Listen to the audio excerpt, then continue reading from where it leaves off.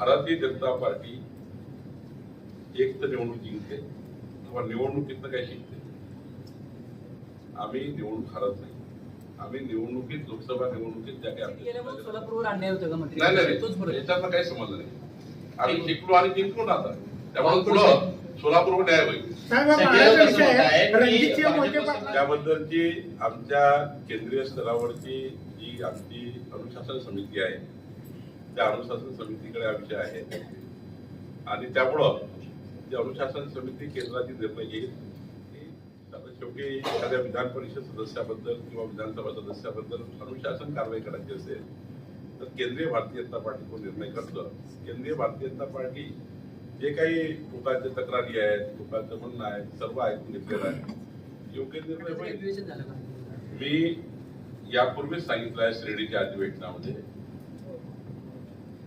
Bharatiya Janata party एक तर निवडणूक जिंकते किंवा निवडणुकीतनं काही शिकते. आम्ही निवडणूक हरत नाही. आम्ही निवडणुकीत लोकसभा निवडणुकीत ज्या काही आमच्या चुका झाल्या त्यातनं आम्ही शिकलो. त्यातनं पुढे 4 महिने चांगलं काम करून आम्ही जिंकलो.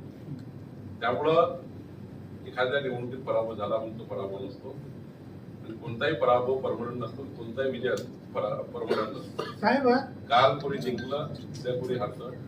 त्यामुळं आम्हाला याचा आनंद आहे की राज्याच्या जनतेने भाजपाला 51.78% मतं देऊन जिंकवला आहे. आता जिंकण्या हरण्याच्या लढाईत जाता महाराष्ट्राच्या 14 कोटी जनतेला देवेंद्र फडणवीस सरकार, आमचं सरकार हे जनतेने खूप अपेक्षा निवडून दिलेलं आहे.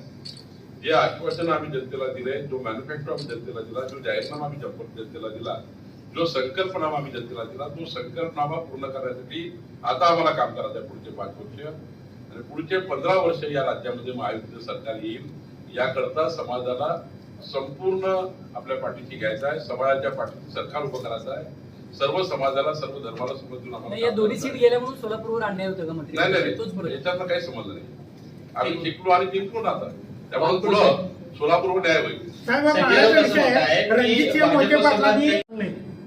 त्याबद्दलची आमच्या केंद्रीय स्तरावरची जी आमची अनुशासन समिती आहे त्या अनुशासन समितीकडे हा विषय आहे आणि त्यामुळं जी अनुशासन समिती केंद्राची निर्णय घेईल आणि शेवटी एखाद्या विधान परिषद सदस्याबद्दल किंवा विधानसभा सदस्याबद्दल अनुशासन कारवाई करायची असेल तर केंद्रीय भारतीय जनता पार्टी तो निर्णय करतं.